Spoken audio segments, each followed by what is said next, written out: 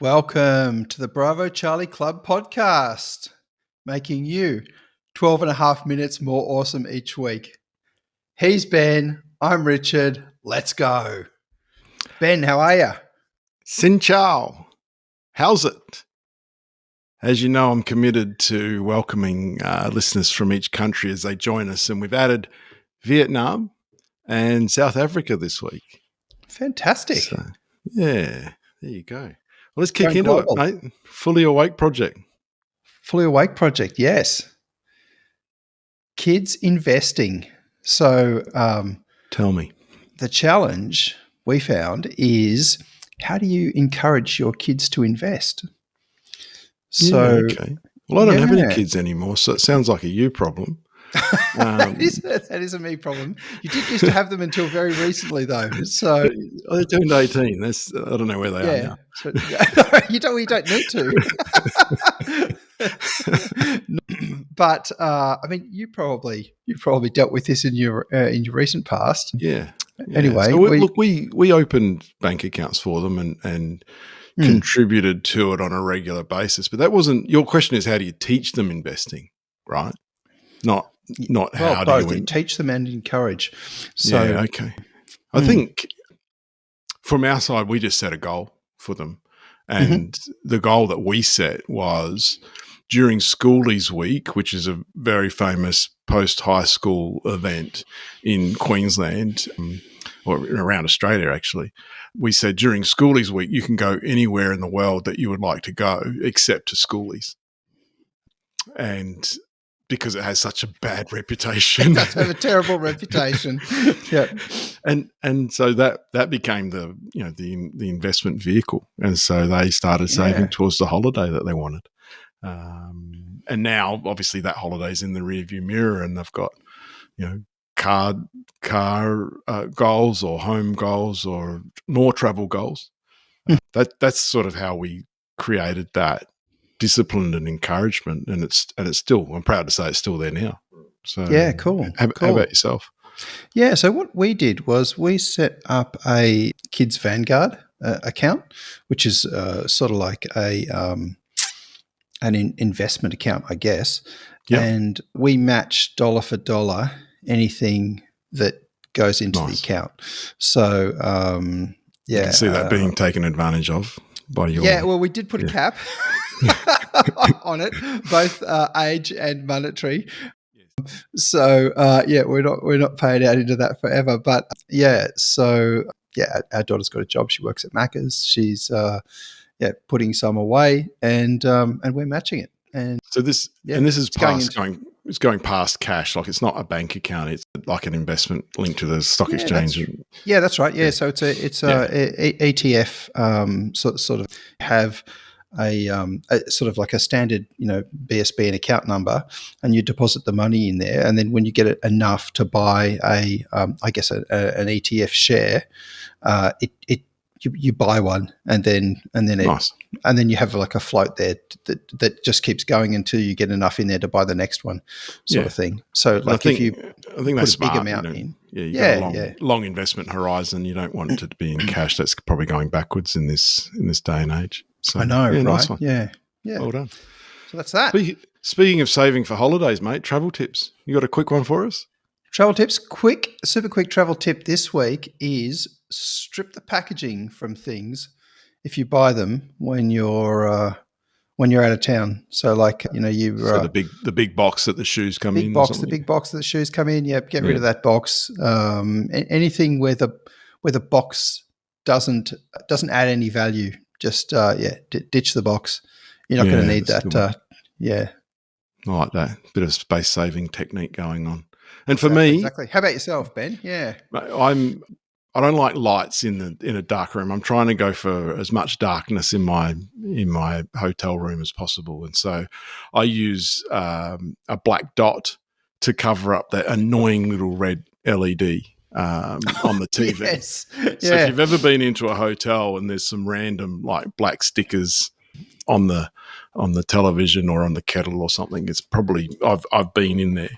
These are you can get them at any Officeworks or something. So for those on the video, so I carry those with me and unashamedly stick them on anything. The only thing I can't reach is the fire, the smoke alarm on the roof. Yeah, you probably don't want to be messing with that anyway. Yeah, so that catches me out. Hey, listener feedback. Yeah, I'm loving the amount and volume of feedback we get. So anyone who hasn't yet taken the plunge, why not leave a comment, send us a text or email, even join us in the inner sanctum on WhatsApp. But listener AW has written in, and as a qualified chef, we get a lot of qualifications from really professional people. Which we are not. Speaking about investing, we probably should have mentioned that we're not financial planners. No. So keep the ACCC off our back. Yes. And he was referring to, we talked recently about whether you can put oil in a non-stick pan. And he said you actually should be putting the oil on the protein that you're cooking. So right, yes. Problem solved. He also went on to talk about how you should rest it outside the fridge and salt and pepper it and I was like, oh my goodness, too much hassle. I just want to eat. Yes. But yeah, nice feedback. I like that. Yeah, yourself? Have you received anything? Yes. So I think we're getting a bit of a trend here, Ben.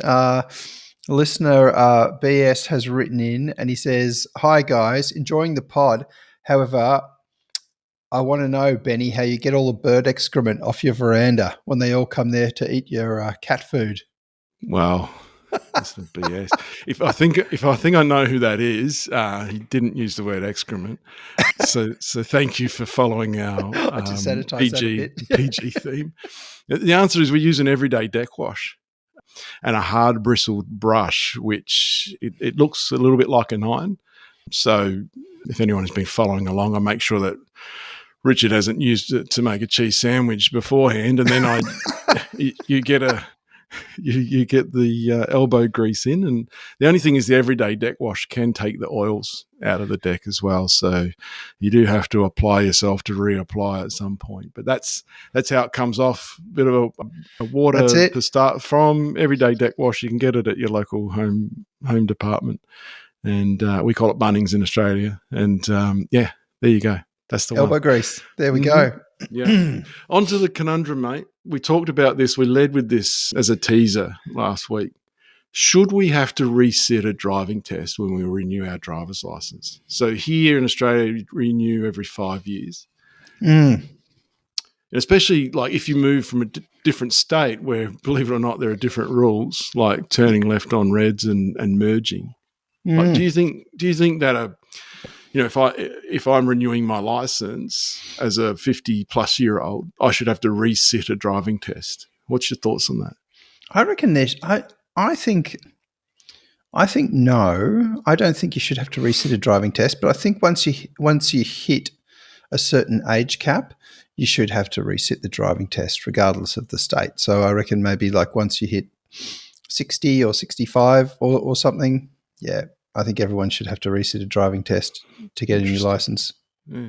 I actually would love to see a driving test mechanism introduced for people renewing driver's licenses, especially when there's been rule changes that coming out. I think there are some significant things where, my daughter's recently moved through the learner permit to the probationary permit, which they're on now. And there are some rules which they know, which I think they probably understand better than I do. And, I consider myself relatively intelligent, although my wife doesn't think I'm a very good driver. and perhaps a refresher, and even if they gamified it, they just put it on an app where you had to work your way through the questions and say, did you know that, if there's a broken lane and you're in front, even if you're on the left, you get right of way. Because a lot of people wouldn't understand that. It's an interesting one. It is. I think indicating on roundabouts too. Yeah. You notice a very, very wide variety of strategies that people use when sort of, crossing lanes and using roundabouts. Yeah. Hands up, not a very good indicator on roundabouts or in general, actually. So, Yeah, I'm guilty as charged. Yeah. How about yourself, mate? We've probably got a bit of time for another conundrum. What, you want to jump in? Yes. So a hot topic is: can you make a lasagna with spaghetti? You go there, you're going to do the lasagna for dinner, and you get to the cupboard, and there's no No sheets, sheet. There's but you've never got sheets. spaghetti. Can Yeah. you layer it up? Can you just go for it? Well, I don't know. What do you think, Ben? It's hard think you hitting. can. I know. It is. This is a which actually I think we should also in a future podcast just solve what is actually the best pasta, because what is the best? the best pasta shape. Yeah, because having the the right pasta in your pantry is a critical element to being a functioning member of society. Surely, it is. I think it also depends on what you're going to put on that pasta. True. Yeah, fair call. Okay, well, let's unpack that soon. But your question is, can you make a lasagna with spaghetti? So you've been put under the gun. Yep. I think you can. Can you? I think you Yes. can. And I'm going to go out on a limb and say I think it's called spaghetti lasagna. But What? I know, crazy. Yeah. Okay. I think I've also heard it called baked spaghetti, which is probably a little bit more traditionalist. But the reality is, a lasagna is just a carb with a sauce in it, and the bechamel sauce as well. Yeah. Just layered upon layers. So yeah, go your hardest, I reckon. That's it. I mean, I was going to go for spagzania or lasgetti, but as names, but I think spaghetti lasagna captures it as well. My theory on that is, if the domain name is available, then yes, then it's yours, and you just grab it. I'm checking. I'm going straight there right after this pod. I bought some random domain names across the year, which have since expired, but it seemed so cool at the time. Who knows what influence I was under? But yeah, they always. That's the golden rule. If the domain name's available, it's yours. They must make so much money out of spontaneous I'm sure they do. domain purchases. I'm sure they do. Yeah. Yeah, it's funded by Dan Murphy's. Well, that's it, Richard. Listeners have been BCC'd on our week. In next week's show, we discuss, can you get 110% of something? Like, give 110% effort. Is that possible? See you next week. Bravo Charlie Club out. And that's the pod.